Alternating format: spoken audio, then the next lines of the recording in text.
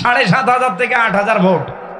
এইটা গণনা করতে যদি 24 ঘন্টা পার হয়ে আবার 24 ঘন্টা চলে আসে, যে জাতীয় নির্বাচন কি করবেন এদেশের মানুষ বুঝে ফেলেছে।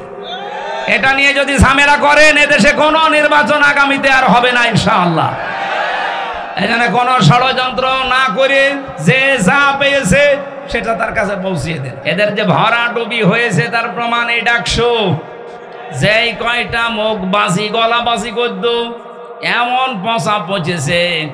বাইরের দেশেও কিছু আছে এদের দোসরেরা, এই যে হারপিক মজুমদার নাকি জানো নাম, নিজম মজুমদার, ওর নাম আমি ভালো জানি না। হারপিক মজুমদার দেখি মাঝে মাঝে পাগল হয়ে গেছে লোকটা। নির্বাচনের আগের দিনও কত লাইভ করে করে মানুষকে বিভ্রান্ত করছিল যে আপনারা কে গরু ছাগলকে ভোট দেবেন, তাও শিবিরকে দেবেন না। অথচ শিবিরে যে ভোট পেয়েছে সব মিলেও তার সমান হয়নি। যারা দাপাদাপি করতো তারা মাত্র 5,000। এত নিষেধ করার পরেও মহান আল্লাহ শিবিরকে প্রায় 14,500 ভোটে বিজয় করেছে। এই দৃশ্যটা দেখার পরে বাংলাদেশের পটও পাল্টিয়ে গেছে। আরে জাকসুর কারণে পটও আরো পাল্টাবে, এই জন্য জালেমেরা অনেকে বুঝে ফেলেছে, এখনো ফল দিচ্ছে না। যেই দিন ডাকসু নির্বাচন হয় তার পরের দিন আমার আসনে কুষ্টিয়ায় প্রায় 10টা গ্রামের প্রধান, ওরা নিজেরাই যে কোরআন শরীফ আমার সামনে এসে আমারে বলছে হুজুর ও শয়তানদের সাথে আর নেই, বেঁচে যতদিন আছি দিন কায়েমের জন্য আল্লাহর রাস্তায় থাকবো, আপনি আমাদেরকে সাথে নেন। আমি বললাম যে কালেমা পড়ানো লাগবে, বলছেন না মুসলমানই, কিন্তু এতদিন ছিল ওই সমস্ত জায়গায়। কালেমা যদি পড়ানো লাগে আমি পড়িয়ে দেই। আজকেও কুষ্টিয়াতে আমার নিজের আসনের ভেতরে ইবি থানার আবদালপুরে আমি জমান নামাজ পড়িয়েছি। নামাজের পরে 18 জন এসে আমার হাতে হাত দিয়ে সব কালেমা পড়েনি, মুসলমান হয়েছে। এসব ডাকসু আর জাকসুর শুধু ফল ঘোষণা দেওয়ার পরে সারা দেশে যেভাবে দলে দলে পালে পালে মানুষ আসতেছে, আমার মনে হয় কিছুদিন যেতে দেন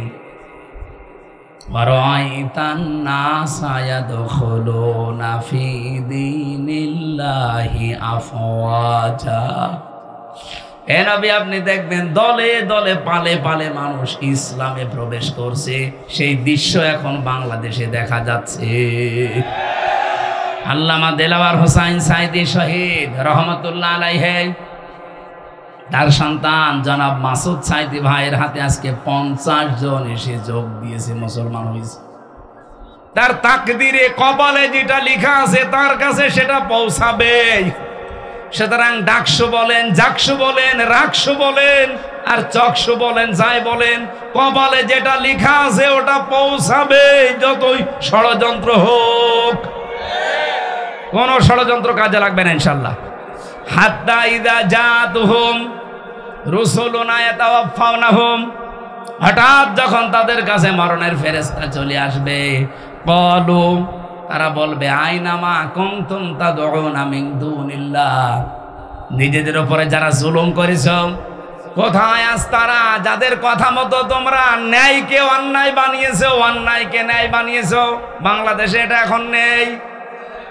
কথা বলেন না কেন?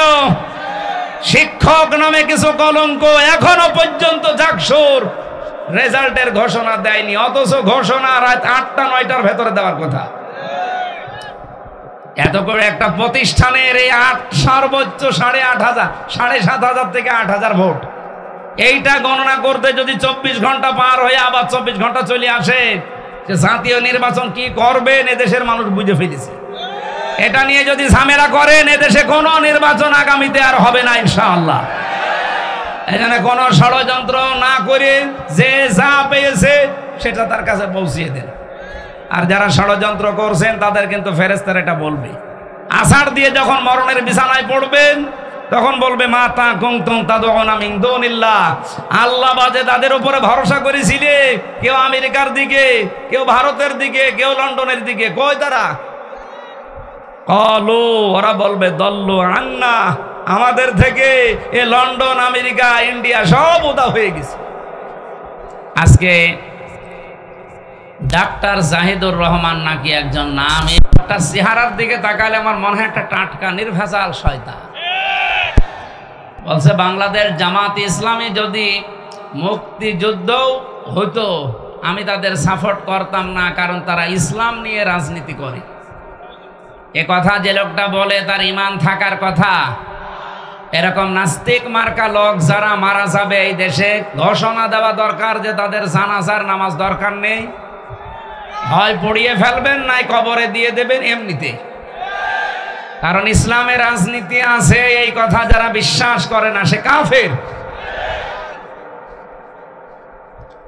আর কাফের মরে গেলে জানাজা পড়া যায়? বলেন। নবীদের চাচা মুশরিক কাফের ছিল, নবীজি জানাজা পড়ানো তো দূরের কথা, শুধু দোয়া করতে চেয়েছিলেন, আল্লাহ হাতের উপরে বলেছেন না, মা কানা লিন নাবিয়্যি ওয়াল্লাযীনা আমানু আইয়াস্তাগফিরু লিল মুশরিকিন। সূরা তাওবা এসেছে 113 নম্বর আয়াত। হে নবী, এটা আপনার চাচা আমি জানি, কিন্তু লোকটা তো মুশরিক। কোন নবীর জন্য কোন ইমানদারের জন্য জায়েজ নেই, উচিত না, শোভনীয় না যে কোনো মুশরিকের জন্য আমি আল্লাহর কাছে ক্ষমা চাবে। সুতরাং বাংলাদেশে আমার মনে হয় এখন অনেকে এরকম যারা করবে এই উদাহরণ তৈরি করা দরকার, তাহলে বাকি শয়তানগুলো এমনি ভালো হয়ে যাবে। যারা এই কথা বলতে পারে যে জামাত ইসলামী বাংলাদেশ এরা ইসলাম নিয়ে রাজনীতি করে, এই একটাই দোষ, এই কারণে আমি তাদের পছন্দ করি না, তার মানে আপনি সরাসরি ইসলামী রাজনীতিকে পছন্দ করেন না। এই কথা বলেন না কেন? এদের জানাজা যারা পড়বে আমার মনে হয় তারাও ওই রকমই।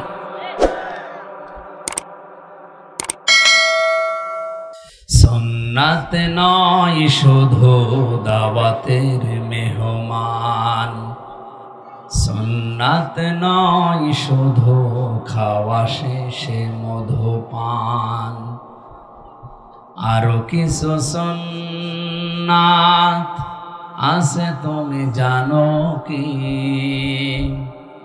জানলেও জীবনে কখনো তা মানো কি। সুন্নাত শুধু নয় নমনীয় আলাপন, সুন্নাত ওহুদে জালিমের প্রতিরোধ,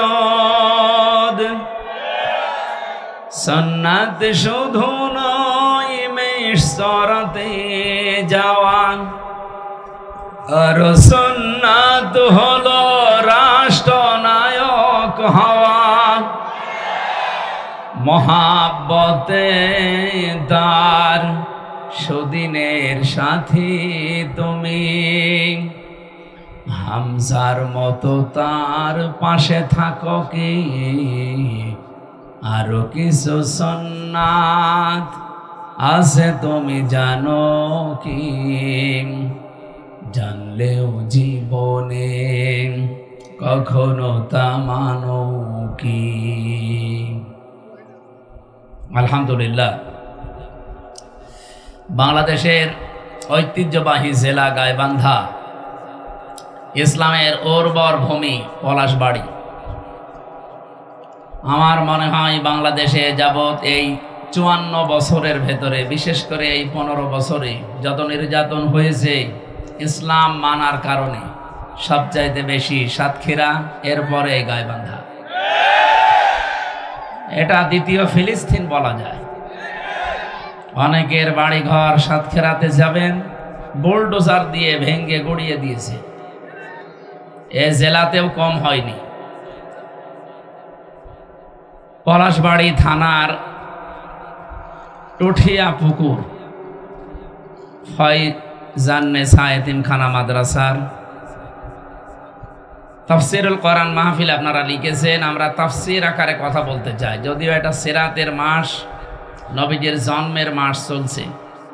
আমরা টাচ দেব ইনশাআল্লাহ কয়েক মিনিট, এরপরে এই নির্ধারিত আয়াত থেকে তাফসির আকারে কথা বলবো। ওমা তাওফীকি ইল্লা বিল্লাহ। সম্মানিত সভাপতি জনাব আবু তালেব মাস্টার, সাবেক ভাইস চেয়ারম্যান উপজেলা পরিষদ পলাশবাড়ি, মনে হয় বাংলাদেশ জামাত ইসলামী থেকে। আপনারা বলেন তো, সাবেক ভাইস চেয়ারম্যান ছিলেন এই পলাশবাড়ি উপজেলার, 5 বছর দায়িত্বে ছিলেন, কোনো দুর্নীতি পেয়েছেন তার ভেতরে? আলহামদুলিল্লাহ। সারা বাংলাদেশে জামাত ইসলামী থেকে 18 জন এমপি হয়েছিল, 2 জন মন্ত্রী ছিল, প্রায় 250-র উপরে উপজেলা চেয়ারম্যান ছিল, 1000-এর উপরে ইউনিয়ন চেয়ারম্যান আমরা খোঁজ পেয়েছি, 1500-র উপরে শুধু মেম্বার ছিল। আল্লাহর শুকরিয়া, এদের একটা মানুষের জীবনে 1 টাকার দুর্নীতিও পাওয়া যায়। এরা কি মানুষ না? তা আপনি এর চাইতে আর কি দেখতে চান? এরপরেও যারা গলাবাজি করে, চাপাবাজি করে, আমার মনে হয় গলা চেপে ধরা দরকার শয়তান। যারা এই কথাগুলো ছড়ায় এদের বিরুদ্ধে, আজকে ডাক্তার জাহিদুর রহমান নাকি একজন নাম, একটা চেহারার দিকে তাকালে আমার মনে হয় একটা টাটকা নির্ভেজাল শয়তান। বলছে বাংলাদেশ জামাত ইসলামী যদি মুক্তিযুদ্ধও হতো আমি তাদের সাপোর্ট করতাম না, কারণ তারা ইসলাম নিয়ে রাজনীতি করে। এ কথা যে লোকটা বলে তার ঈমান থাকার কথা।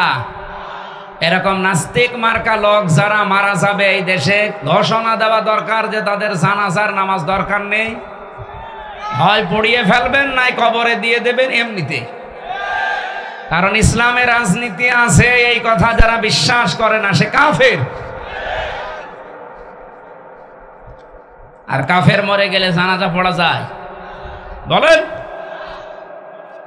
নবীদের চাচা মুশরিক কাফের ছিল, নবীজি জানাজা পড়ানো তো দূরের কথা, শুধু দোয়া করতে চেয়েছিলেন, আল্লাহ হাতের উপরে বলেছেন না, মা কানা লিন নাবিয়্যি ওয়াল্লাযীনা আমানু আইয়াস্তাগফিরু লিল মুশরিকিন। সূরা তাওবা এসেছে 113 নম্বর আয়াত। হে নবী, এটা আপনার চাচা আমি জানি, কিন্তু লোকটা তো মুশরিক। কোন নবীর জন্য, কোন ইমানদারের জন্য জায়েজ নেই, উচিত না, শোভনীয় না যে কোনো মুশরিকের জন্য আমি আল্লাহর কাছে ক্ষমা চাবে। সুতরাং বাংলাদেশে আমার মনে হয় এখন অনেকে এরকম যারা করবে, এই উদাহরণ তৈরি করা দরকার, তাহলে বাকি শয়তানগুলো এমনি ভালো হয়ে যাবে। যারা এই কথা বলতে পারে যে জামাত ইসলামী বাংলাদেশ এরা ইসলাম নিয়ে রাজনীতি করে, এই একটাই দোষ, এই কারণে আমি তাদের পছন্দ করি না, তার মানে আপনি সরাসরি ইসলামী রাজনীতিকে পছন্দ করেন না। এই কথা বলে না কেন? এদের জানাজা যারা পড়বে আমার মনে হয় তারা ওই রকমই। এর চাইতে গ্যারান্টি দেওয়ার মতো আমার মনে হয় বাংলাদেশে আর মানুষ দিয়ে হবে না। এর চাইতে ভালো মানুষ যদি পেতে চান তাহলে ফেরেশতা জিবরাইল নিয়ে আসেন। তাছাড়া আপনি এর চাইতে ভালো মানুষ পাবেন কোথায়? আজকের মাহফিলের প্রধান অতিথি যিনি, আপনারা নাম দেখতে পাচ্ছেন, বিশিষ্ট ইসলামী চিন্তাবিদ, শিক্ষাবিদ, সারা জীবন তিনি জ্ঞানের আলো ছড়িয়েছেন, অধ্যক্ষ মাওলানা নজরুল ইসলাম দামাত বারকাতুহুমুল আলিয়া, বলেন আমিন। ঘোষক যিনি ঘোষণা দিচ্ছিলেন বাংলাদেশ জামাত ইসলামী থেকে এমপি পদপ্রার্থী, না ঘোষণা ঠিক হয়নি, উনি পদপ্রার্থী নয়, উনি নমিনি। নমিনি এবং এমপি পদপ্রার্থী এ শব্দের ভেতরে অনেক পার্থক্য আছে। বাংলাদেশ জামাত ইসলামী থেকে যারাই ভোটে দাঁড়ায় তারা কেউ নিজের ইচ্ছায় দাঁড়ায় না, দল তারে দাঁড় করিয়ে দেয়। এখানে আমরা 3 জন নমিনি আছি। আল্লাহর কসমে কোরআন শরীফ আমার সামনে, যেদিন আমার নাম ঘোষণা দিয়েছে নমিনি, ওই দিনও আমি জানতাম না। ওনাদেরকেও জিজ্ঞাসা করেন ওনারা জানতো কিনা, ওনারাও জানে না। বাংলাদেশে একমাত্র একটাই দল আছে, সে নমিনি হবে কিনা সে নিজেও জানে না, অথচ এই নমিনি হওয়ার জন্য, পদ পাওয়ার জন্য অন্য দলের দিকে তাকান, মারামারি করে মরে যায়। এর চাইতে আপনি আর কি চান? এ দলের ভেতরে কোনো ডাইল খোর নেই, কোনো বাবা খোর নেই, কোনো মদ খোর নেই, কোনো নারী খোর নেই, এমনকি বিড়ি খোরও নেই। আপনি বলেন বিড়ি খোর আছে? আর অন্য যে দলের গলাবাজি করেন বিড়ি না, ও যে কি খায় ও নিজেও জানি না, কোন দিক থেকে তারা পারে না, শুধু মিথ্যার উপরে ভর করে। কোনো আদর্শ আছে তাদের? এদেশে যারা জামাত ইসলামের বিরুদ্ধে বলে, শিবিরের বিরুদ্ধে বলে, একটারও কোনো আদর্শ নেই। ওদের পেছনে হাত দিয়ে দেখবেন চরিত্র বলতেই কিছু নেই। আমার মনে হয় রক্ত পরীক্ষা করলে কি যে বের হবে আল্লাহ ভালো না। এর চাইতে আর শক্ত কথা বলতে পারলাম না। সুতরাং বাংলাদেশে শুধু নজরুল ইসলাম না, 300 মানুষের নাম বাংলাদেশ জামাত ইসলামী থেকে ঘোষণা এসেছে। আমরা কেউ এমপি পদপ্রার্থী না, আমরা সব নমিনি। আমার কথা মনে হয় বোঝা গেছে। আমিরে জামাত ডাক্তার শফিকুর রহমান হাফিজাহুল্লাহ ঘোষণা দিয়েছেন যে এই দল থেকে কেউ এমপি হলে, মন্ত্রী হলে 5 বছরে তার একটা টাকা বাড়বে না, যা আছে আরো কমে যাবে। আপনি অন্য কোন দলের লোককে ঘোষণা দিতে বলেন তো। আমার মনে হয় বাংলাদেশে যে দল আছে কোন দল থেকে এমপি দাঁড়াবে না। ঝামেলা করে করবো কি? আমার আসনে যিনি দাঁড়াবে, আমি নাম নিলাম না, উনি অলরেডি ঘোষণা দিয়েছে যে এই আসন ঠিক রাখার জন্য আমি 100 কোটি টাকা খরচ করব। কি লাভ আপনার? আপনি 100 কোটি টাকা খরচ করবেন একটা আসনের জন্য, আপনার কি লাভ বলেন? অবশ্যই আপনি 500 কোটি টাকা এখান থেকে তুলবেন। আর আমাদের 1 টাকা খরচও নেই, তোলার কোনো ধান্দাও নেই। এই জন্য উনি শুধুমাত্র অধ্যক্ষ ছিলেন না, উনি সাবেক উপজেলা চেয়ারম্যান ছিলেন। ওনার ভেতরে কোনো দুর্নীতি 5 বছরে পেয়েছেন আপনারা। সুতরাং আমরা আর কিছু বলতে চাই না, এখন আপনাদের বিবেকের উপরে ছেড়ে দিয়েছি, যা করবেন করে। এখানে উপস্থিত হয়ে ধন্য করেছেন বাংলাদেশ জামাত ইসলামী গাইবান্ধা জেলা শাখার সম্মানিত জেলা আমির মোহতারাম আব্দুল করিম আতালাল্লাহু উমরাহু ওয়া বারাকাল্লাহু ফি হায়াতি, আমিন। সহসভাপতি খন্দকার মমিনুর রহমান, এখানে ইঞ্জিনিয়ার, গণপূর্ত বিভাগ, রংপুর এসেছেন উনি।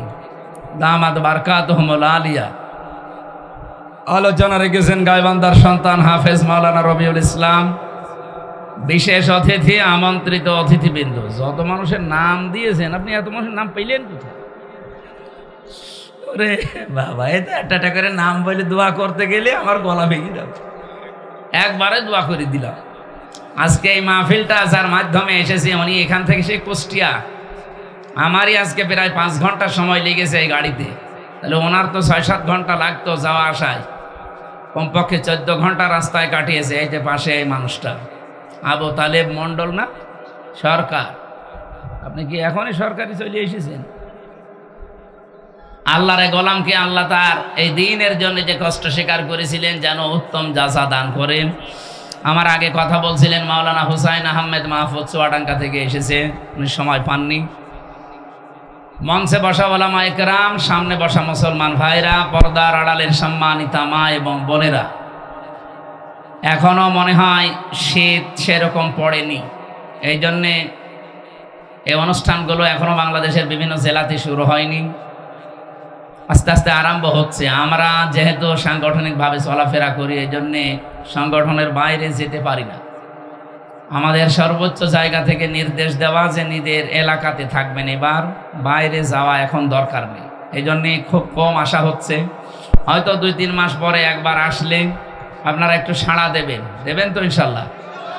আরও যারা আলেম ওলামা আসবে এলাকায় কোরআনের দাওয়াত নিয়ে, এই যে 3 তারিখে সামনে মাসে অক্টোবরে সিলেট থেকে আসবেন ডক্টর মোহাম্মদ মাওলানা ফয়জুল হক হাফিজাহুল্লাহ, অনেক জ্ঞানী মানুষ। আপনারা দল বেঁধে আসবেন, আরও মানুষকে নিয়ে আসবেন তার অনুষ্ঠানে। সবাইকে নিয়ে দরবারে ইলাহিতে শুকরিয়া আদায় করছি আল্লাহ যে আমাদের সুস্থ রেখেছেন। জোরে বলেন আলহামদুলিল্লাহ। দরুদ আর সালাম পড়ছি আমাদের নবীর উপরে, কারণ এটা রবিউল আউয়াল মাসের আজকে 18 তারিখ না, ভাদ্র মাসের কয় তারিখ? 28 তারিখ। ইংরেজি সেপ্টেম্বরের আজকে 12 তারিখ। দেখতে দেখতে কিন্তু রবিউল আউয়াল চলে যাচ্ছে। 18 তারিখ যেহেতু হয়ে গেছে, আর মাত্র 12টা দিন আমাদের সামনে আছে।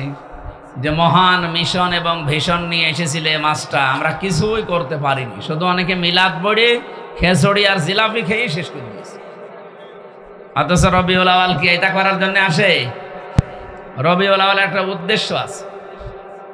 আমি প্রায় 27টা কারণ পেয়েছি সিরাত ইবনে হিশামের ভেতরে।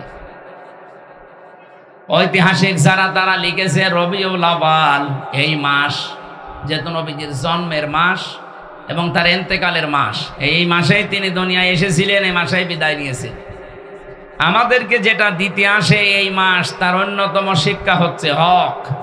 কি বললাম? হক। আর রাহিকুল মাখতুমের ভেতরে পড়ছিলাম, মিলাদ যারা পড়েন, মিলাদ যারা দেন, তারা অনেকে হয়তো জানেন না, যেহেতু এই রংপুর বিভাগে এগুলোর প্রচলন কম আছে, এগুলো সব চাইতে বেশি চলে সিলেট আর চট্টগ্রামে। এ মাসে আসলেই তারা মিলাদের বাহার, কেউ 5 দিন, 7 দিন, 19 দিন, 63 দিন পর্যন্ত মিলাদ চলছে।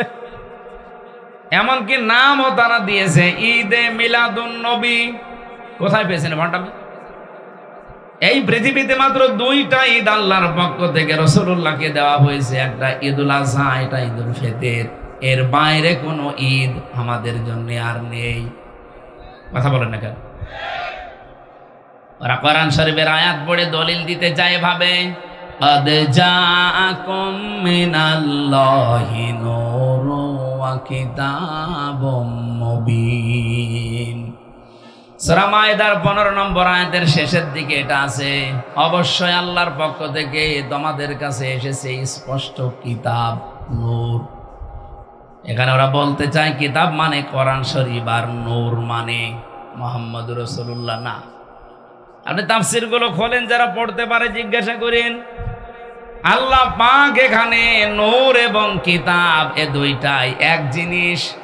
কারণ কোরআনের 55টা নাম আমি পেয়েছি, তার অন্যতম নাম 5টা, এর ভেতর একটা নাম হচ্ছে আন-নূর।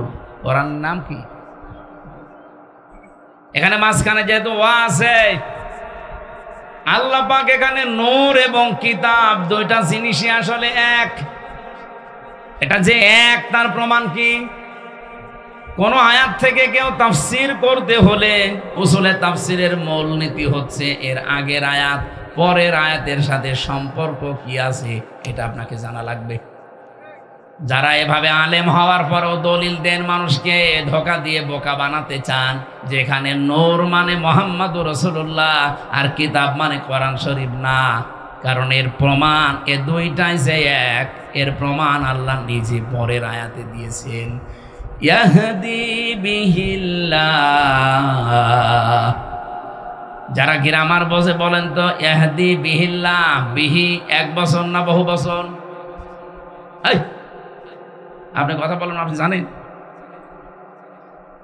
বিহি এটা 1 বছর। ওপরের জিনিস যদি 2টা হবে, আল্লাহ পাক এখানে ইয়াহদি বিহিল্লাহ দিলেন কেন? যে এইটার দ্বারাই আমি মানুষকে হেদায়েত দেই। সুতরাং এইটার দ্বারা বলতে এখানে যেটার নাম আছে সেটা নূর ও যা কোরআন ও তা।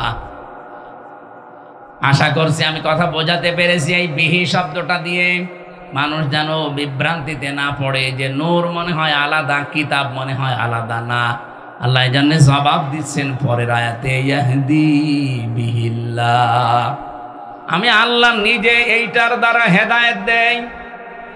মানে তাবা রিদওয়ানাহু, যে ব্যক্তি অনুসরণ করে চলবে এই কিতাবকে, এই নূরকে, আল্লাহ রাব্বুল আলামিন বলেন আমি নিজে তার উপরে রাজি এবং খুশি হয়ে যাব। বলেন সুবহানাল্লাহ।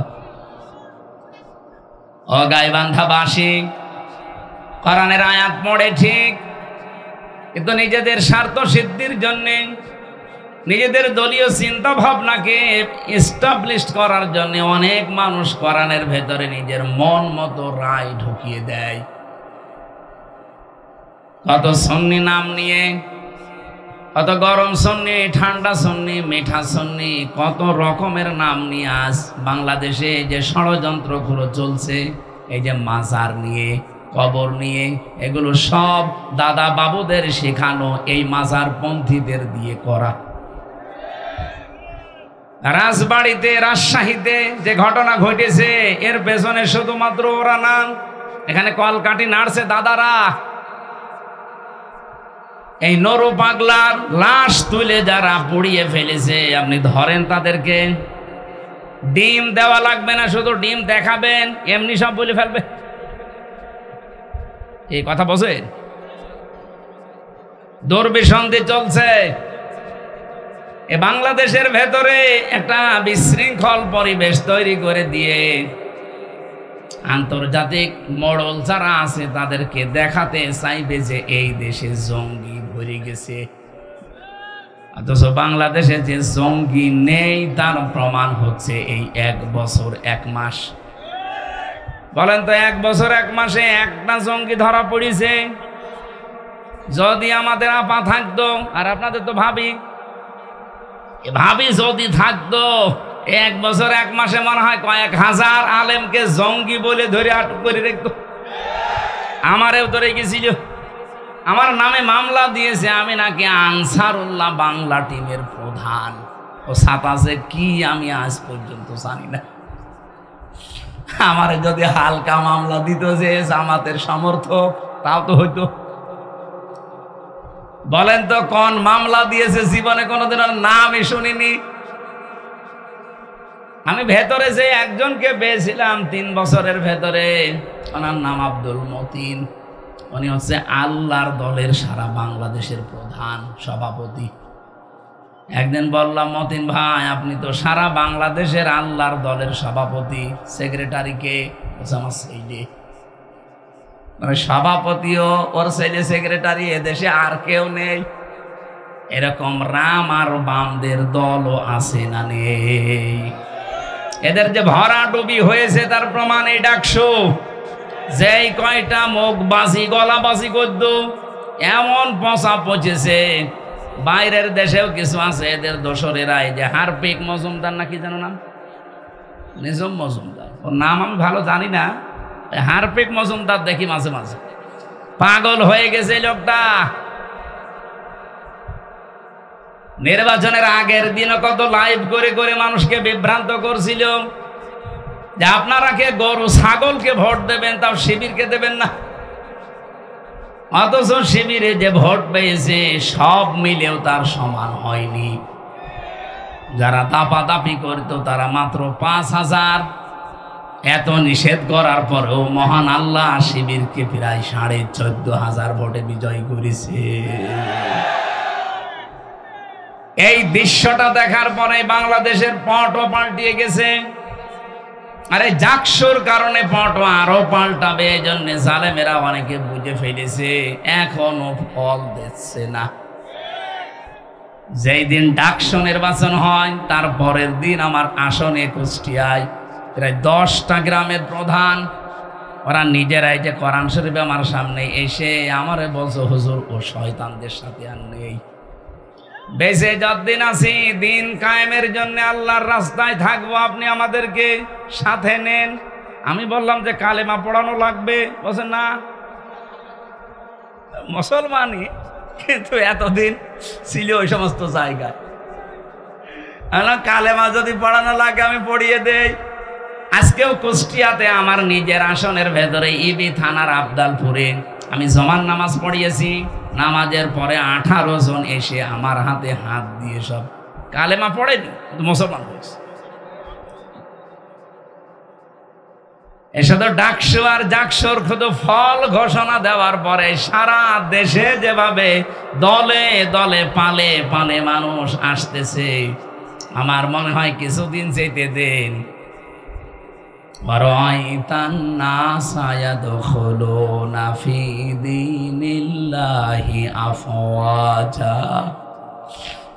আপনি দেখবেন দলে দলে পালে পালে মানুষ ইসলামে প্রবেশ করছে।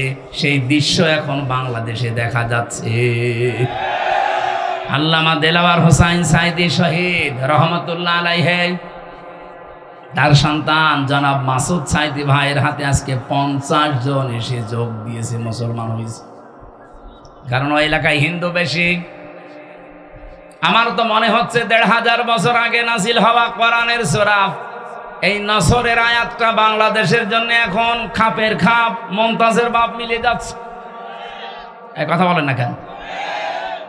এই জন্য ঝড় যখন উঠেছে এই দেশে এখন দল যে নামে আসুক না কেন, 2টা, হয় আল্লাহর দল নয় শয়তানের দল। আমি ওপেন ঘোষণা দিয়েছি আমার কুষ্টিয়ায় যে বাংলাদেশে এখন দল 14টা থাক আর 28টা থাক আর 73টা থাক, দল এখন 2টা, হয় আল্লাহর দল না শয়তানের দল। এই জমিনে যারা আল্লাহর দ্বীন কায়েম করতে চায়, আল্লাহর বিধান প্রতিষ্ঠা করতে চায়, তারা সব এক দল।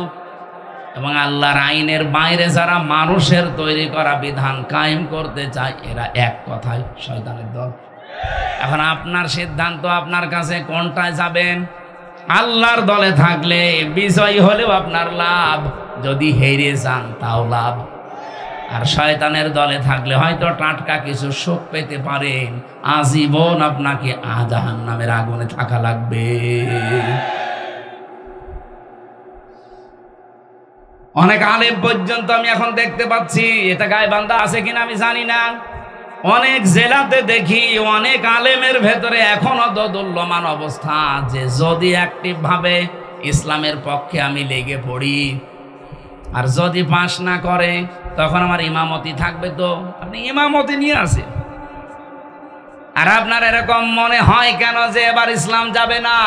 আপনি 100% বিশ্বাস করতে পারেন বাংলার সংসদে এবার ইসলাম যাবে।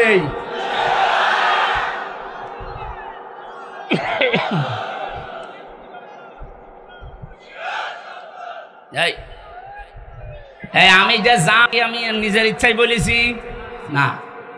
সূরা আলে ইমরানে এসেছে, ওয়ালা তাহিনু ওয়ালা তাহজানু ওয়া আনতুমুল আ'লাউনা ইন কুনতুম মুমিনিন। আল্লাহ বলেন কোনো ভয় নেই, কোনো চিন্তা নেই। শব্দটা কিন্তু আনতুম আ'লাউনা ছিল, অথচ আ'লাউনার আগে আলিফ লাম দিয়ে এটাকে আল্লাহ নির্দিষ্ট করে দিয়েছেন। আরবি গ্রামারের নিয়ম অনুযায়ী মুবতাদা যদি মারিফা হয়, খবর হওয়ার কথা সব সময় নাকিরা অনির্দিষ্ট, অথচ আল্লাহ এখানে আলিফ লাম দিয়ে এটাকেও নাকিরাকে মারিফা বানিয়ে দিয়েছেন, নির্দিষ্ট করে দিলেন। খবর যদি কোনো সময় মারিফা নির্দিষ্ট হয়ে যায় তাহলে ইফিদুল হাসরা, হাসরের ফায়দা দেয়, বাংলা অর্থ দাঁড়ায় হবে। আল্লাহ বলেন তোমরা বিজয়ী হবে ইন কুনতুম মুমিনিন। একটা শর্ত দিলাম, মুমিন হওয়া লাগবে। এই জন্য আপনাকে বারবার আমি জানাচ্ছি যে আপনি দোদুল্যমান অবস্থায় থাকবেন না, হয় ইসলামের পক্ষে থাকবেন না আপনি বেঈমানের পক্ষে থাকবেন। এটা এখন ফাইনাল সিদ্ধান্ত আপনাকে আজকেই নেওয়া লাগবে, নয়তো ইসলাম যদি এসে যায় আপনি এই যে সাপোর্ট করছেন না, তখন বিপদে পড়বেন। আর আল্লাহর কসম এবার ইসলাম আসবে, কারণ যে ঝড় উঠেছে। আল্লামা সাঈদীর কথা ছিল, ঝড় যখন আসে ঝরা পাতাগুলো উপরে ওঠার জন্য, এদেশে আমরা যারা ঝরা পাতা এদিক ওদিকে আসি, আল্লাহর কসম এবার উপরে উঠতে চাই। এজন্য কোনো ভয় নেই। ছেলে যদি মায়ের হাতে নিয়ে বলে আমার বাবার সম্পদ আমি পাই কি না পাই, পাই কি না পাই, মানুষ তারে পাগল বলবে না? বলো তুই মাথা খারাপ না পাগল, তোর বাবার সম্পদ তুই পাবি না, গ্রামের লোক পাবে। 92% মুসলমানের দেশে যে ঝড় এবার উঠে পড়েছে, এইটা দেখেও যদি কারো বিশ্বাস না হয় যে ইসলাম এবারও যদি না আসে, ইসলাম আসবে না, আসবে কি? কোথায় 14,500 আর কোথায় 5,000 আপনি টের পাচ্ছেন? আল্লাহর দয়া ছাড়া জীবনও সম্ভব না। এক কথা বলেন না কেন? সেদিন গোবিন্দচন্দ্র পরামানিকের সাথে দেখা হয়েছিল, উনি আমারে বলছিলেন, মাওলানা আমি একজন হিন্দু মহাজোটের সেক্রেটারি সারা বাংলাদেশের, আমি যা দেখলাম এই বাংলাদেশে যদি জামাত ইসলামী রাষ্ট্রীয় ক্ষমতায় যায় তাহলে দেশের সব দলের মানুষ নিরাপদে থাকবে। এটা হিন্দু বিশ্বাস করে, আপনার কি হয়েছে? আশা করছি এবার বিশ্বাসটা আপনি পাকাপোক্ত করে নেন, হয় ইসলামের পক্ষে থাকবেন না ইসলামের বিপক্ষে থাকবেন। মাঝামাঝি কোন রাস্তা বলেন বলেন নেই। যেহেতু রবিউল আউয়াল মাস, জন্মের কাহিনী শুনতে অনেকে ভালোবাসেন, আমি কাহিনী কয়েক মিনিট বলবো, কিন্তু একটা শিক্ষা দিতে চাই। এই শিক্ষাটা এখনই নেওয়া লাগবে। বিশ্বনবী জন্ম নিয়েই 3 জন মহিলার দুধ তিনি পান করেছিলেন। প্রথমে তার নিজের মায়ের, দ্বিতীয় নম্বরে উম্মে আইমান একজন দাসী, 3 নম্বরে হযরতে হালিমাতুস সাদিয়া রাদিয়াল্লাহু তাআলা আনহা। সিরাত ইবনে হিশামের বর্ণনা বলছি, হযরতে হালিমা বলেন আমি মুহাম্মদকে কোলে নিয়ে আমার ডান স্তন দিয়েছি, সে পান করেছে। বাম স্তন তারে দিলাম, সে মুখ বের করে নিল। তিনবার তারে আমি স্তনে মুখ লাগালাম, সে 3 বারই মুখ বের করে দিল। চোখের ইশারা দিয়ে যেন আমারে জানাতে চাই, মা হালিমা জোর করেন কেন? ডান স্তন আমার অধিকার ছিল, আমি পান করেছি। বাম স্তন এটা আমার অধিকার না, এটা আমার দুধ ভাই আব্দুল্লাহর অধিকার। দুনিয়াতে তো আমি ভাইয়ের হক নষ্ট করার জন্য আসি না, এসেছি ভাইয়ের হক ফিরিয়ে দেওয়ার জন্য। রংপুর বিভাগের মানুষেরা, যেই নবী মায়ের কোলে বসে এই রবিউল আউয়াল মাসে ভাইয়ের হক নষ্ট করে না, আরো ফিরিয়ে দেয়, সেই নবীর উম্মত আমরা যত বড় হচ্ছি ভাইয়ের হক মারার জম হচ্ছি। কথা বলেন না কেন? একটা হাদিস পড়ছিলাম আজকে, আন আনাস রাদিয়াল্লাহু আন আবি যার রাদিয়াল্লাহু তাআলা আনহু قال قال النبي صلى الله عليه وسلم من ادعى ما ليس له فليس منا ওয়ালিয়াতাবাওয়া মাকআদাহু মিনান নার, রাহু মুসলিম। আমি কি বাংলা বলবো? কি নবীজি বলেন, যে জিনিস তোমার না ওইটা যদি নিজের আয়ত্তে নিয়ে রাখো, 2টা ক্ষতি তোমার ওই দিন থেকে আরম্ভ হয়ে যাবে। 1 নম্বরে ফালাইসা মিন্না, যে জিনিস তোমার ছিল না ওটা যদি নিজের দায়িত্বে নিয়ে রাখো, জোর করে জবরদস্তি করে অন্যায়ভাবে সাদাবাজি করে যেভাবে হোক অন্যের জিনিস যদি নিজের দায়িত্বে নিয়ে রাখো, যেটার মালিক তুমি না, তাহলে ওই দিন থেকে তুমি আর আমার উম্মত নেই।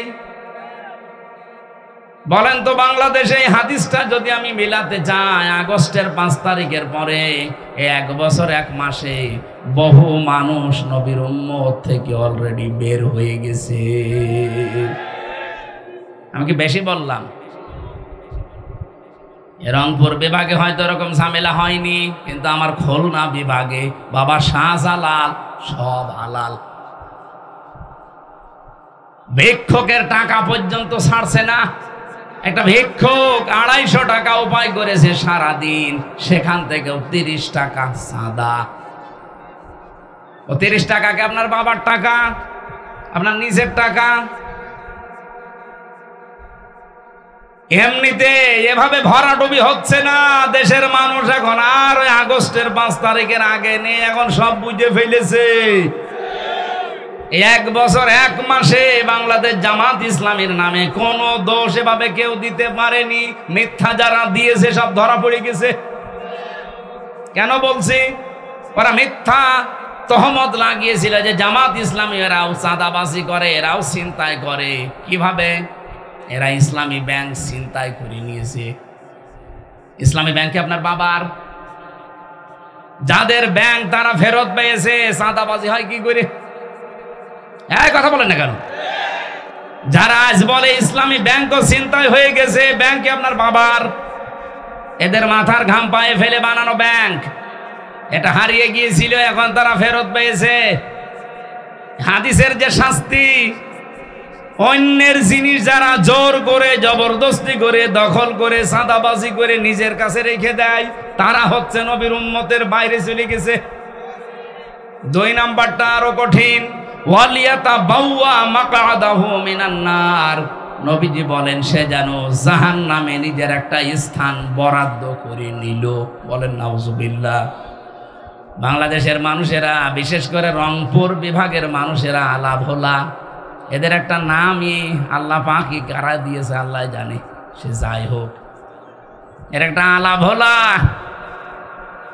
এলাকার মানুষেরা যেহেতু অন্য বিভাগের তুলনায় হালকা একটু গরিব, আপনারা 500 বছর আগে জান্নাতে যেতে পারবেন, কিন্তু সাবধান, অন্যের জিনিস নিজের দখলে নিয়ে রাখবেন না। তাহলে অলরেডি আপনি জাহান্নামে নিজের একটা স্থান কিন্তু বরাদ্দ করে ফেলেছেন। দুনিয়ায় যদি এত কষ্ট করার পরে আখেরাতেও একটা জাহান্নামের স্থান বরাদ্দ থাকে, তোর মতো পাগল আর কপাল পোড়া কেউ আছে? সাবধান বাণী উচ্চারণ করলাম এই জন্যে। খুব ভালোবাসিয়ে বিভাগের মানুষকে ফিরে আসেন। যদি কেউ উল্টাপাল্টা থাকেন, চরিত্র সংশোধন করেন। আমার আজকের আলোচনার বিষয়, যেহেতু রবিউল আউয়াল মাস, নবীজির জন্ম এবং ইন্তেকালের মাস, এই জন্য আমি এইরকম একটা আয়াত পড়েছি। আমার আলোচনার বিষয় হচ্ছে কার আদর্শ অনুসরণ করছেন, প্রশ্নবোধক চিহ্ন। এরপরে লেখা আছে সাবধান। কি বললাম বোঝা গেছে? কার আদর্শ অনুসরণ করছেন, প্রশ্নবোধক চিহ্ন। সবার কাছে এই প্রশ্নটা। পরের শব্দ একটা আছে সাবধান, আশ্চর্যবোধক শব্দ। আমি এর উপরে কথা বলবো তাহলে যেই নবী মায়ের কোলে বসে এই রবিউল আউয়ালে ভাইয়ের হক ফিরিয়ে দেয়, সেই নবীর উম্মত এখন যদি আমরা ভাইয়ের হক মেরে খাই, তা কিসের মিলাদ পড়েন আপনি? আমার কথা মনে হয় বোঝা গেছে। তাহলে আজকে থেকে আপনি সিদ্ধান্ত নিতে পারেন, জীবনে আর যাই হোক, আমার দ্বারা কারো হক অধিকার যেন নষ্ট না হয়, আমরা যেন মেনে চলতে পারি এই রবিউল আউয়ালে। এই পয়েন্টটা বলেন আমিন।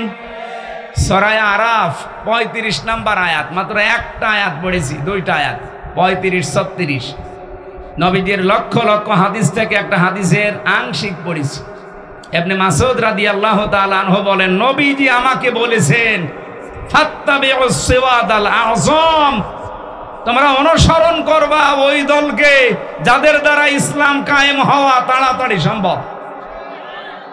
বাংলাদেশে যত দল আছে নির্দ্বিধায় এবং স্পষ্ট ভাষায় বলতে পারি ৭৩টা দল এই দেশে কাজ করছে। সবচাইতে তাড়াতাড়ি যোগ্যতা নিয়ে ইসলাম এই দেশে কায়েম করতে পারে বাংলাদেশ জামাত ইসলাম। এদের ইউনিয়নের মেম্বার থেকে আন্তর্জাতিক জীবন পর্যন্ত চালানোর সৎ এবং যোগ্যতা সম্পন্ন মানুষ আছে। কিন্তু অন্য কোন দলে আপনি দেখান, আমি সেখানে যাব, বলেন একটা দলের নাম বলেন যে সেটা মেম্বার থেকে একেবারে আন্তর্জাতিক জীবন পর্যন্ত সব জায়গা তারা চালাতে পারে। ওই দলে যদি এরকম লোক, সৎ এবং যোগ্য লোক থাকে, বলেন আমি সেখানে যাব। আপনি দেখাতেও পারবেন না, আবার নবীর এই নির্দেশও মানবেন না। আপনি কি হয়েছেন কি? আমার কথা বোঝা যায়নি? সুতরাং এই দেশে এখন তাড়াতাড়ি ইসলাম কায়েম হওয়া সম্ভব যাদের দ্বারা নবীজির নির্দেশ ফাত্তাবিউস সিওয়াদাল আযম, তাদের অনুসরণ করা লাগবে, সাহায্য করা লাগবে, পেছনে থাকা লাগবে। আমার কথা যদি নাও মানেন, নবীর কথা মানতে অসুবিধা আছে? কার কাছে যদি মনে হয় যে এটা রাজনীতি, এটা ধান্দাবাজি, এদিকে আসেন, কানের নিচে এমন জোরে দেব আপনি সব টের পেয়ে যাবেন। এবার আসেন আয়াতটায়, সূরা আরাফ। আরাফ মানে পরিচিত হওয়া। আরাফা ইয়ারিফু উরফুন, এর বাংলা অর্থ পরিচিত হওয়া। দ্বিতীয় তাফসীর কি? আরাফ নামে একটা প্রাচীর আছে জান্নাত আর জাহান্নামের মাঝে, বাইনাহুমা হিজাব। 46-47 নাম্বার আয়াতে এই তথ্যটা পাবেন সূরা আরাফে। ওয়ালাল আরাফি রিজালু ইয়ারিফুনা বিসিমাহুম, আল্লাহ পাক বলেন এই জায়গায় আমি কিছু মানুষকে বসিয়ে দেব। নবীজি যখন আয়াতের ব্যাখ্যাটা করছিলেন, সাহাবায়ে কেরাম সামনে বসা, আল্লাহর নবী বলেন এই মানুষগুলোকে আল্লাহ জাহান্নামে দেবে না, জান্নাতেও দেবে না। সঙ্গে সঙ্গে প্রশ্ন করেছিলেন সাহাবী, হে নবী, এদেরকে আল্লাহ জান্নাতে দেবে না, জাহান্নামও দেবে না, কারণ কি? নবীজি বললেন জান্নাতে এদের দেবে না একটা কারণে, এদের সব ভালো ছিল, মায়ের সাথে আচরণ খারাপ ছিল। বাংলাদেশে এরকম সন্তান নেই? হ্যাঁ, কথা বলেন না কেন? সব ভালো, নামাজ পড়ে, রোজা রাখে, পর্দা করে চলে, ব্যবসা হালাল, কিন্তু মা বাবার সাথে সম্পর্ক ভালো না। এই যে সম্পর্কটা ভালো না, এর পেছনে আমি দুইটা কারণ পেয়েছি। এক নম্বরে, এই ছেলেটাকে ছোটবেলা থেকে এই মার বাবা যে শিক্ষাটা দেওয়া দরকার দিনের, এইটা দেয়নি। এই জন্য এই ছেলে আর মেয়ে জানে না যে আল্লাহর পরে মা বাবার স্থান। এরকম শিক্ষা দেশে নেই। আপনি দেখেন ডক্টর মোহাম্মদ ইউনূস দুই নবীর নাম ওনার, মোহাম্মদ আর ইউনুস। কয় নবী? অথচ কইল কি 1 থেকে 5 পর্যন্ত গানের মাস্টার নিয়োগ দিয়েছে, অথচ 1 থেকে 5 পর্যন্ত কোরআন শেখাতে একটা মাওলানা শিক্ষক নিয়ে দিতে পারে নাই। এক কথা বলেন না কেন? গাইবান্ধাবাসী, আমার কুষ্টিয়াবাসীর দাবি যে গানের মাস্টার যদি এই 92% মুসলমানের দেশে 1 থেকে 5 পর্যন্ত নিয়োগ দেওয়া হয়, তাহলে 1 থেকে 5 পর্যন্ত মুসলমানের ছেলে মেয়েদের জন্য একটা আলেম নিয়োগ দেওয়া লাগবে। এ দাবি আপনারা করেন না? কারা করেন দেখি? লিল্লাহে তাকবীর।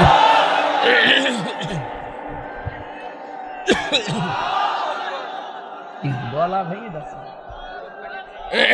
পানি এখন ঠান্ডা লেগে যাবে। চা এত চিনি দিলে তো গলা ভেঙে যাচ্ছে।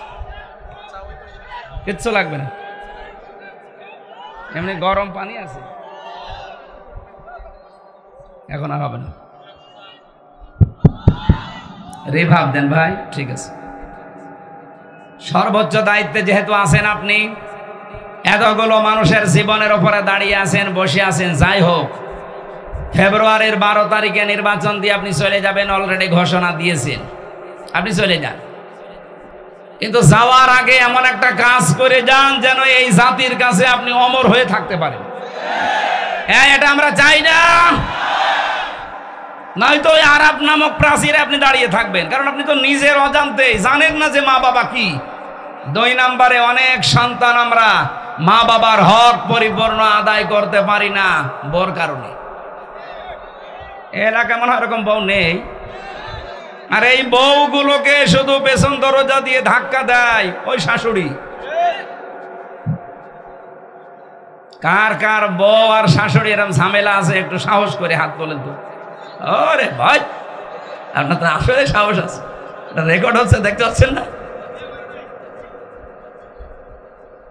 না, আমি হাসির জন্য বলি না। সম্মানিতা মা এবং বোনেরা, আপনি কি আমাকে আরাফ নামক এই প্রাচীরে দাঁড় করিয়ে রাখতে চান যে আমি যেন জান্নাতে যেতে না পারি? তাহলে আপনাকে বিয়ে করে আমি আমার দুনিয়া এবং আখিরাত দুইটাই তো নষ্ট হয়ে গেল। এরকম কঠিন কথা বলার পরেও কোনো মহিলা যদি সংশোধন না হয়, আমার মনে হয় ওই মহিলা আর আবু জাহেলের বউ নাকেরা, এর ভেতর আর পার্থক্য নেই।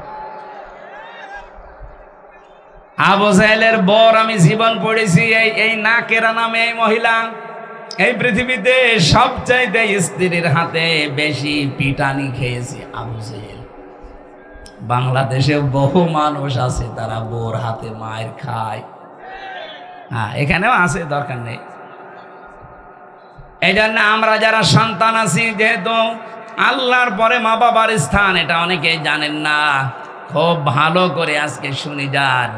আল্লাহ নিজের পরে স্থান আপনার শ্বশুর শাশুড়ির দেয়নি, আপনার স্ত্রীর নাম দেয়নি, আল্লাহ দিয়েছেন ওয়াকাদা রাব্বুকা আল্লা তা'বুদু ইল্লা ইয়্যাহু ওয়া বিল ওয়ালিদাইনি ইহসানা।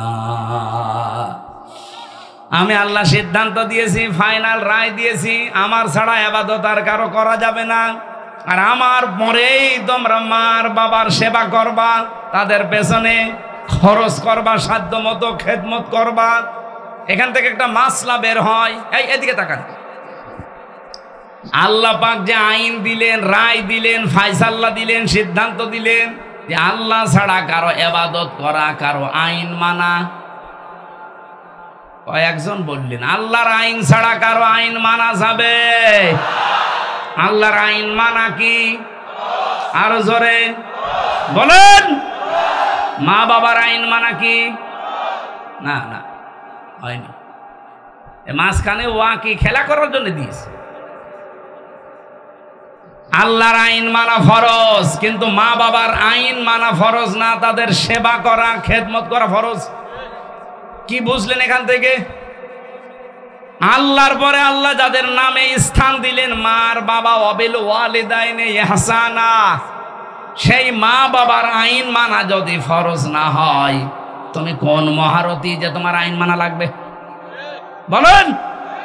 এই জন্য তো আমরা এই বিষয়ে এত সোচ্চার যে পৃথিবী বানিয়েছে যিনি, আইন চলবে তার, অন্য কারো আইন আমরা চলতেও দেব না, আমরা মানিও না। আলাহুল খালকু ওয়াল আমরু, বানিয়েছে যিনি, হুকুম তার। আপনি কোন মহারানী যে আপনার হুকুম মানা লাগবে? আমি মা বাবার আইনই মানি না, তার খেদমত করি, সেবা করি, তার পেছনে খরচ করি, কিন্তু আইন মানি কার? সুতরাং আগামীর বাংলাদেশ আমার মনে হয় আল্লাহর আইন বাদে অন্য কোন আইন আসলে এখানে চলতে দেওয়া হবে না ইনশাআল্লাহ, সে যে নামে আসুক না কেন।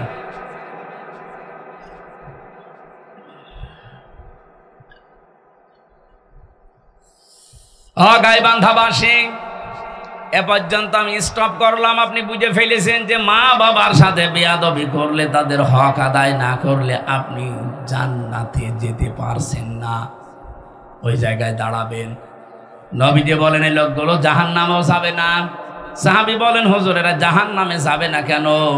বিশ্ব নবী জানিয়েছেন এরা দিন কায়েমের জন্য দুনিয়াতে চেষ্টা করেছে, এই জন্য আল্লাহ জাহান্নামে দেবে না। তার মানে হাদিস অনুযায়ী ফাইনাল বলা যায়, যারা বাংলাদেশে আজ দিন কায়েমের জন্য চেষ্টা করছেন, আপনি আর যাই করেন জাহান্নামে আপনাকে আল্লাহ দেবে না। এজন্য এখনো যারা অ্যাক্টিভ হতে পারেননি বাংলাদেশে, একামতে দিনের দায়িত্ব পালন করবেন, আপনি কর্মী হবেন। এখনো যারা আসতে পারেননি, আসেন ফিরে, আপনাকে দিয়ে আল্লাহ কাজ করাতে চাই। আপনার যদি মন তৈরি না হয়, জোর করে আল্লাহ কিন্তু নিয়ে আসবে না। আল্লাহু ইয়াজতাবি ইলাইহি মাইয়াশা ওয়া ইয়াহদি ইলাইহি মাইয়ুনিব। আল্লাহ পাক যাকে ইচ্ছা মনোনীত করেন, নির্বাচিত করেন, পছন্দ করেন, আল্লাহ তাকে সিলেক্টেড করেন। তাকে কোন মানুষ? ইয়াহদি ইলাইহি মাইয়ুনিব, তাকে আল্লাহ হেদায়েত দেন যেই লোকটা আল্লাহর দিকে মন থেকে ফিরে আসতে চায়। সুতরাং একামতে দিনের কাজ আপনাকে দিয়ে আল্লাহ করাবে যদি আপনার মন তৈরি হয়। আপনি আর সাধারণ মানুষ তখন এক না। এজন্য মন তৈরি করে ফেলেন, সিদ্ধান্ত নিয়ে ফেলেন, এই দেশে দিন কায়েম হওয়ার আগ পর্যন্ত আমার কোনো বিশ্রাম নেই। এক কথা বলেন না কেন? আবু তালেব সরকার যদি পারে, মাওলানা নজরুল ইসলাম যদি পারে, আব্দুল করিম যদি পারে, আমি পারবো না? মানে আমি মনটা ওদের মতো তৈরি করে দেখেন, আল্লাহ আপনাকেও ময়দানে কাজে লাগিয়ে দেবে। এর আগে একটা শব্দ আছে, এটা আমাকে খুব ভাবায়। বাংলাদেশের বহু আলেম, অনেক পীর পর্যন্ত এ রাস্তায় আসতে চায় না, বিভিন্ন ফতোয়া দেয়। এবার আপনি তাদের কথা শোনেন তো। কাবুরন আলাল মুশরিকিনা মা তাদউহুম ইলাইহি। হে নবী, আপনি মানুষকে যেদিকে ডাকেন যে দিন কায়েম করা লাগবে, এই কথা শুনলে সবচাইতে বেশি মন খারাপ হবে, খারাপ লাগবে, রাগ করবে মুশরিকরা। সুতরাং এই বাংলাদেশে আমরা যারা দিন কায়েমের কথা বলি, আল্লাহর বিধান কায়েমের কথা বলি, এ কথা শুনলে যে পীর রাগ করে, এ কথা শুনলে যে ইমাম রাগ করে, এ কথা শুনলে যে হাজি রাগ করে, সে যেন বিশ্বাস করে তার জীবনে কোনো না কোনো কায়দার শিরিক হচ্ছে, আর শিরিক হলে সে লোকটা মুশরিক। আমি আশা করি কথা বোঝাতে পেরেছি। আপনার কাছে দিন কায়েমের কথা শুনলে যদি রাজনীতি মনে হয়, যদি মনে হয় এটা ধান্দাবাজি, দুনিয়ার কাজ, আপনি বিশ্বাস করেন আপনার দ্বারা কোনো না কোনো ভাবে শিরিক হচ্ছে।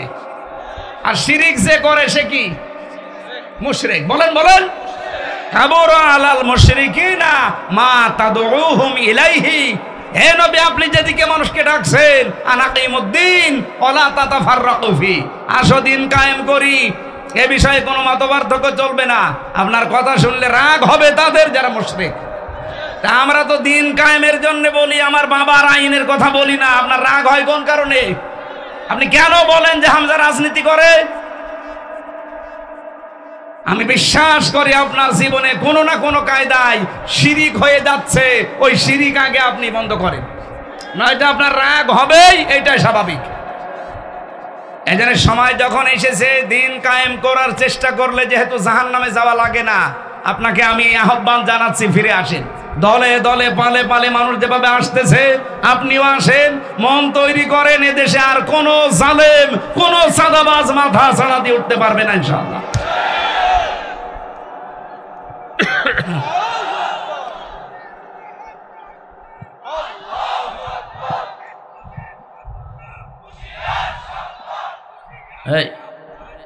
কি বললো? ইসলামের নাকি ইসলামের? ইসলামের কি? আমার ভাইরা, সূরা আরাফের যে আয়াত পড়েছি, এবার আমি আয়াত থেকে কথা বলার জন্য প্রবেশ করছি। আল্লাহ ডাক দিয়েছেন বনি আদম সন্তানদের। আমরা বনি আদমের সন্তান না? বলেন বলেন। হ্যাঁ, আপনার দল আলাদা থাকতে পারে, আপনি রাজনীতি আলাদা দল করতে পারেন, কিন্তু আপনি আদমের সন্তান কিনা বলেন, নাকি শয়তানের সন্তান? আল্লাহ পাক ডাক দিয়েছেন ইয়া বানি আদামা ইম্মা ইয়াতিয়ান্নাকুম রাসূলুম মিনকুম। হে বনি আদম সন্তানেরা, যদি তোমাদের কাছে আসে তোমাদের ভেতর থেকেই কোন রাসূল, এই এদিকে তাকান, আল্লাহ কিন্তু রাসূল এক বচন দেননি, রাসূলুন দিয়েছেন বহু বচন। মিনকুম, তোমাদের ভেতর থেকেই, মধ্য থেকে যদি কোন রাসূল আসে। আমার প্রশ্ন, এখন পৃথিবীতে রাসূল আছে? আছে। রাসূল আছে মানে রাসূলের নায়েবরা আছে। আল উলামা ওয়ারাসাতুল আম্বিয়া, আলেমরা নবীদের ওয়ারিস, উত্তরাধিকারী, নায়েবে রাসূল, স্থলাভিষিক্ত। এজন্য আল্লাহ রাসূলুন দিয়েছেন। কিয়ামত পর্যন্ত তার নবী মুহাম্মদ রাসূলুল্লাহ থাকবে না, কিন্তু তার নায়েবরা থাকবে। কথা বলেন না কেন? মাওলানা নজরুল ইসলাম সেরকম একজন নায়েব। ইয়াকুসুনা আলাইকুম আয়াতি, আমার আয়াতগুলো তারা তোমাদের সামনে বর্ণনা করবে। ওনারা কি সারা জীবন আল্লাহর আয়াতগুলোই বর্ণনা করেছে? সে মাদ্রাসায় বলেন, মাহফিলে বলেন, ময়দানে বলেন, নাকি নিজের আয়াত বানিয়েছে? আয়াতি একালিপ টান আছে, আমার আয়াত তারা বর্ণনা করে তোমাদের সামনে। সেই কথার ধারাবাহিকতায় আমিও হামজা এসেছি সেই কুষ্টিয়া থেকে। আল্লাহর কসম, আমি আল্লাহর আয়াতগুলোই বর্ণনা করে আপনাদের শোনাচ্ছি। আমি আপনাদের মতোই মানুষ। এখন আপনাদের দায়িত্ব কি?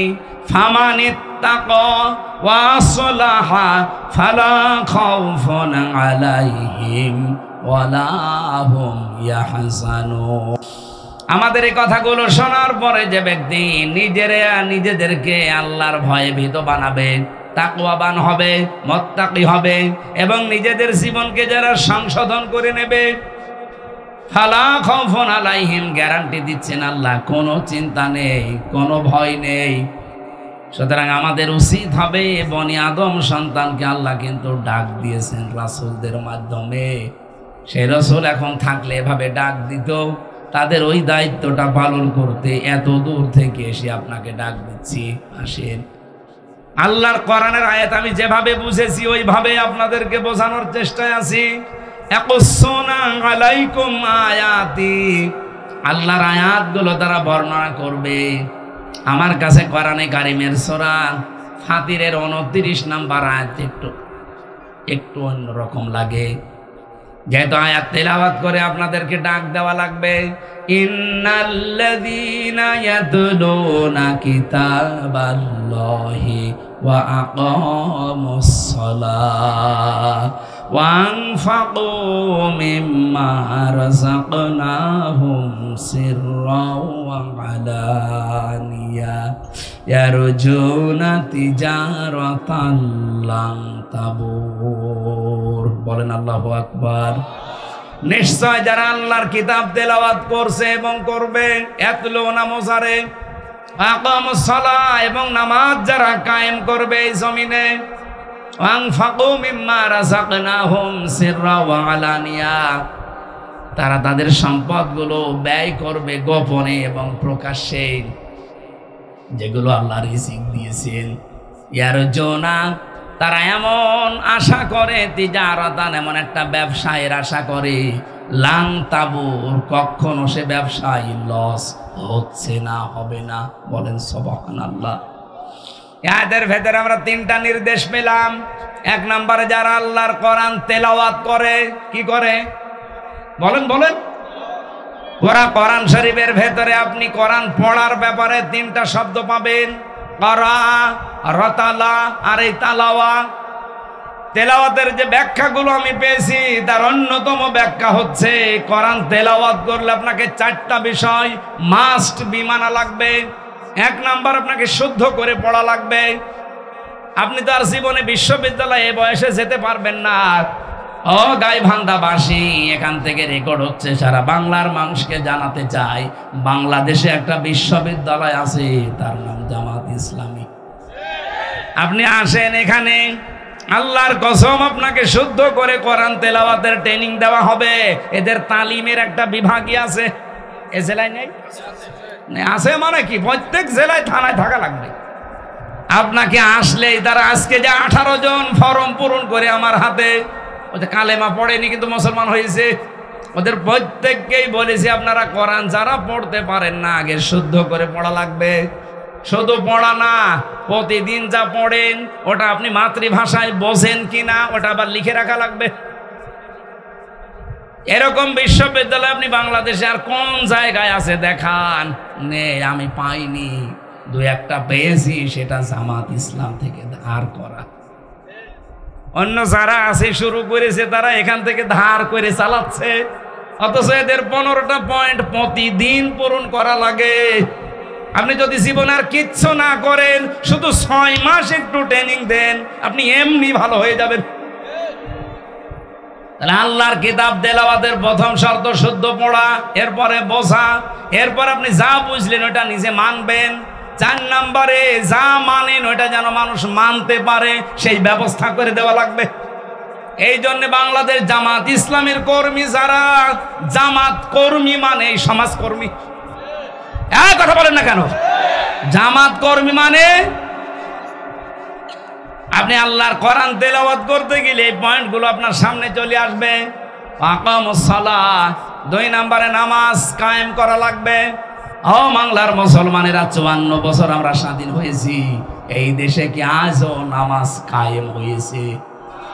কি আছে? নামাজ পড়া আছে, আমরা নামাজ পড়ি। ফাসাল্লি লিরাব্বিকা, আপনার রবের জন্য নামাজ পড়েন। মাত্র একটা জায়গায় আল্লাহ কোরআনে দিলেন যে নামাজ পড়ো, আমরা সবাই নামাজ পড়ি। অথচ 82 জায়গায় আল্লাহ দিয়েছেন আকামুস সালাহ, নামাজকে কায়েম করো। এই কথা বলতে গেলে আপনার কাছে রাজনীতি মনে হয়, ধান্দাবাজি মনে হয়। আমার মনে হয় আপনি আল্লাহকেও ধান্দাবাজি বলবেন। কথা বলেন না কেন? আমি কি কোনোদিন বলেছি যে আমার দাদাকে প্রতিষ্ঠা করা লাগবে? বলেন। আমি সেই বিশ্ববিদ্যালয়ে ফার্স্ট ইয়ার থেকে এখানে আসি, সেই 12 সাল থেকে। কোনোদিন আজ পর্যন্ত বলেছি যে আমার বাবা রিয়াজউদ্দিন তার আদর্শ কায়েম করা লাগবে? যতদিন বলেছি আল্লাহর কোরআন কায়েম করার চেষ্টা চালান। নামাজকে আপনি সংসদে নিয়ে যান, তখন সলিমদ্দি ভাই, কলিমদ্দি ভাই চলো নামাজ পড়তে যাই বলা লাগবে না। ইসলামকে আমরা এই 54 বছরে শুধু অনুরোধের জায়গায় রেখেছি, আদেশের জায়গায় নিতে পারিনি। কথা বলেন না কেন? আগামীতে ইসলাম কি অনুরোধের জায়গায় থাকবে না আদেশের জায়গায় যাবে? ওখান থেকে আদেশ আসবে, ডু ইট, এটা কর। আকামুস সালাহ, মাওলানা নজরুল ইসলামের মতো, আব্দুল করিমের মতো এই বাংলাদেশে 151 জন যদি এবার যেতে পারে সংসদের প্রথম অধিবেশনে, তাদের বলা লাগবে মাননীয় স্পিকার আমরা নামাজের বিল চাই। সূরা হজ 41 নম্বর আয়াত। আমি কি বানিয়ে বলছি? ওনারা করবে ওটা 100 ভাগ। যদি না করে ওনাদের ভোট দেওয়ার দরকার নেই। আল্লাযীনা ইম্মাক্কান্নাহুম ফিল আরদি আকামুস সালাহ, আমার এই সমস্ত মুমিন বান্দাদের আমি যদি রাষ্ট্রীয় ক্ষমতা দান করি, তারা সর্বপ্রথম নামাজ কায়েম করবে। এই জন্য নামাজ কায়েমের আন্দোলন বাংলাদেশে কোন দল করে আপনি নিজেই জানেন। বহু দল আছে দেশে নামাজ পড়ার কথা বলে, কিন্তু নামাজ কায়েম করা লাগবে কথা বলে শুধু জামাত ইসলামী বাংলাদেশ। 3 নম্বরে খরচ করা লাগবে আপনার যা আছে, প্রকাশ্যে হোক গোপনে হোক। এর জন্য আমরা আশা করি এমন একটা ব্যবসার লাংতাবুর, জীবনেও কোনো লস নেই। এই জন্য যে 3টা কর্মসূচি, যেহেতু বাংলাদেশ জামাত ইসলামী এই 3টা হাতে নিয়েছে, এই জন্য আহ্বান জানাচ্ছি আমরা বর্ণনা করে আপনাদেরকে আল্লাহর আয়াত থেকে তেলাওয়াত করে করে শুনিয়েছি। এখন আপনার বিবেকে যা লাগে আপনি তাই করুন। এরপরে আল্লাহ জানিয়েছেন আল্লাযীনা কাযযাবু বিআয়াতিনা ওয়াস্তাকবারু আনহা। আমার এই সহজ সরল আয়াতগুলো শোনার পরে যারা মিথ্যা প্রতিপন্ন করে, আস্তাকবারু আনহার অহংকার করে মুখ ফিরিয়ে চলে যায়, যে এরকম কথা বলেই থাকে, এরকম অনেকে বলে না, উলাইকা আসহাবুন নার হুম ফিহা খালিদুন, এরা চিরকাল জাহান্নামে থাকবে, এরা জাহান্নামের অধিবাসী। বলেন নাউজুবিল্লাহ। এরপরে যে কথাগুলো আমি পড়েছি এর আয়াতের পরে, ফামান আযলামু মিম্মান ইফতারা আলাল্লাহি কাযিবান আও কাযযাবা বিআয়াতি। ওই লোকটার চাইতে বড় জালেম আল্লাহর দৃষ্টিতে আর কেউ নেই, যে লোকটা আল্লাহ সম্পর্কে মিথ্যা রচনা করে অথবা আল্লাহর আয়াতকে মিথ্যা প্রতিপন্ন করে। উলাইকা ইয়ানালুহুম নাসিবুহুম মিনাল কিতাব, তার কপালে যেটা লেখা আছে, এখানে কিতাব মানে তাকদীর, তার তাকদীরে কপালে যেটা লেখা আছে তার কাছে সেটা পৌঁছাবে। সুতরাং ডাকসু বলেন, জাকসু বলেন, রাকসু বলেন আর চকসু বলেন, যাই বলেন, কপালে যেটা লেখা আছে ওটা পৌঁছাবে, যতই ষড়যন্ত্র হোক। কোন ষড়যন্ত্র কাজে লাগবে না ইনশাআল্লাহ। হাত্তা ইযা জাতুহুম রুসুলুনা ইয়াতাওয়াফাউনাহুম, হঠাৎ যখন তাদের কাছে মরণের ফেরেশতা চলে আসবে, ক্বালু, তারা বলবে, আইনা মা কুনতুম তাদউনা মিন দুনিল্লাহ, নিজেদের উপরে যারা জুলুম করেছো কোথায় আজ তারা, যাদের কথা মতো তোমরা ন্যায়কে অন্যায় বানিয়েছো, অন্যায়কে ন্যায় বানিয়েছো। বাংলাদেশে এটা এখন নেই। এই কথা বলেন না কেন? শিক্ষক নামে কিছু কলঙ্ক এখনো পর্যন্ত জাকসুর রেজাল্টের ঘোষণা দেয়নি, অথচ ঘোষণা রাত ৮টা-৯টার ভেতরে দেওয়ার কথা। এত করে একটা প্রতিষ্ঠানের এই সর্বোচ্চ ৮,৫০০, ৭,৫০০ থেকে ৮,০০০ ভোট, এইটা গণনা করতে যদি ২৪ ঘন্টা পার হয়ে আবার ২৪ ঘন্টা চলে আসে, যে জাতীয় নির্বাচন কি করবেন এদেশের মানুষ বুঝে ফেলেছে। এটা নিয়ে যদি ঝামেলা করেন এদেশে কোনো নির্বাচন আগামীতে আর হবে না ইনশাআল্লাহ। এখানে কোনো ষড়যন্ত্র না করে যে যা পেয়েছে সেটা তার কাছে পৌঁছিয়ে দেন। আর যারা ষড়যন্ত্র করছেন তাদের কিন্তু ফেরেশতারা এটা বলবে। আষাঢ় দিয়ে যখন মরণের বিছানায় পড়বেন তখন বলবে, মা তা কুনতুম তাদউনা মিন দুনিল্লাহ, আল্লাহ বাদে তাদের উপরে ভরসা করেছিলে, কেউ আমেরিকার দিকে, কেউ ভারতের দিকে, কেউ লন্ডনের দিকে, কই তারা? ক্বালু, ওরা বলবে, দল্লু আন্না, আমাদের থেকে এ লন্ডন, আমেরিকা, ইন্ডিয়া সব উদা হয়ে গেছে। আমি কি বানালাম এটা? এখন যদি বলেন লন্ডন কোথায়, এদিকে আসেন, আসেন এদিকে আসেন, আমি দরকারে তাফসীর এখন লিখবো। ক্বালু দল্লু আন্না, আমাদের থেকে তারা উধাও হয়ে গেছে। কারা? যাদের কথা মতো আমরা এই ন্যায়কে অন্যায় বানাতাম। এরপরও জানি অনেকের বিবেক খুলবে না, বিশেষ করে এই হারপিক মজুমদার, এই ডাক্তার জাহেদ, এরকম বহু মানুষ এখন আছে ঘাপটি মেরে, যারা এই 15.5 বছরে এই 5 গোলাম ছিল এই জালেমদের। শাহিদ, তারা বলবে আলা আনফুসিহিম, আমরা নিজেরাই সাক্ষী দিচ্ছি আমাদের নিজেদের উপরে, আন্নাহুম কানু কাফিরিন, আমরা কাফের ছিলাম। আল্লাহ রাব্বুল আলামিন এরপরে কিছু আদর্শের কথা জানিয়েছেন, যে যারা জাহান্নামে প্রবেশ করবে, ওরা জাহান্নামে প্রবেশ করেই দেখতে পাবে ওদের পূর্বে যারা ওই জিন আর মানুষের ভেতরে যারা পথভ্রষ্ট করেছিল ওরা আগুনের ভেতরে। ওরা বলবে, কুল্লামা দাখালাত উম্মাতুল লাআনাত উখতাহা হাত্তা ইযা দারাকু ফিহা জামিআ ক্বালাত উখরাহুম লিউলাহুম রাব্বানা হাউলাই আযাল্লুনা ফাআতিহিম আযাবান দি'ফাম মিনান নার ক্বালা লিকুল্লিন দি'ফুন ওয়ালাকিন লা তা'লামুন। জাহান্নামে প্রবেশ করে যখন দেখতে পাবে তাদের পূর্বপুরুষ, এতদিন যাদেরকে মেনে চলতো, মানুষের তৈরি করা আইন কায়েমের জন্য যারা চেষ্টা করতো, ওরা সব জাহান্নামের আগুনে এরা প্রবেশ করে ওদেরকে লানত দিতে থাকবে, যে তোদের কারণে আজকে আমরা জাহান্নামে। ওরা বলবে, আমাদেরকে বদদুয়া দিয়ে কোনো লাভ নেই। যেই বলবে আল্লাহ এদের কারণে জাহান্নামে এসেছি, এদেরকে ডবল শাস্তি দাও, আল্লাহ ধমক দিয়ে বলবেন, সাবধান, দুইজনে আজকে ডবল শাস্তি। আমার মনে হয় এগুলো সব বানানো কথা, 100% সত্য কথা, অথেন্টিক কথা, কোরআনের কথা। আপনি বাড়িতে যে সূরা আরাফের 35, 36, 37, 38 নাম্বার আয়াত মিলিয়ে দেখেন, আপনার সাথেও মিলে যাবে। এই জন্য কার আদর্শ অনুসরণ করে চলছেন, শেষে আবার তার সাথে জাহান্নামে যাওয়া লাগে কিনা আমার তো ভয় হয়। এরকম বহু মানুষ ইয়াকদুমু কওমাহু ইয়াউমাল কিয়ামাতি ফাআওরাদাহুমুন নার ওয়া বিসাল বিরদুল মাওরুদ, সূরা হুদ 112 নম্বর আয়াত, না 99 নম্বর আয়াত। আল্লাহ বলেন, যেই নেতা, যেই দলের নেতা জাহান্নামে যাবে, ওই দলের কর্মীরা নেতার সাথে জাহান্নামে যাবে। যদিও এটা ফেরাউনের জন্য নাযিল হয়েছে, এটা কিয়ামত পর্যন্ত থাকবে। এই জন্য এই যে এমন কোন মানুষের আদর্শ অনুসরণ করা যাবে না, এমন কোন নেতার পেছনে থাকা যাবে না যে লোকটা জাহান্নামে যাচ্ছে তার সাথে আপনিও যাবেন। আল্লাহ আমাদের হেফাজত করুন, বলেন আমিন। সম্মানিত মা বোন যারা এসেছেন, আপনাদের মেয়েদের বালেগা হয়ে গেলে তাদের নামাজের তাকিদ দেবেন এবং আদেশ করবেন। মেয়েরা বালেগ হয় যখন তাদের শরীর খারাপ আরম্ভ হয়। সে 12 বছরে হতে পারে, 13 বছরে, 14 বছরে, 15 বছরে যখন হয় তখন থেকেই তাকে নামাজের ইঙ্গিত দেবেন, আদেশ দেবেন এবং যেভাবেই হোক নামাজ আদায় করাবেন। খেলায় খেলায় যদি নষ্ট করেন, ও যদি জাহান্নামে যায়, না জাআলহুমা তাহতা আকদামিনা, আপনাকে ডাক দিয়ে মুখে জোড়া লাথি দিয়ে জাহান্নামে নিয়ে যাবে। সুতরাং আমাদের মা বোনদেরকে আল্লাহ হেফাজত করুন। আমি কণ্ঠটা বসে গেছে।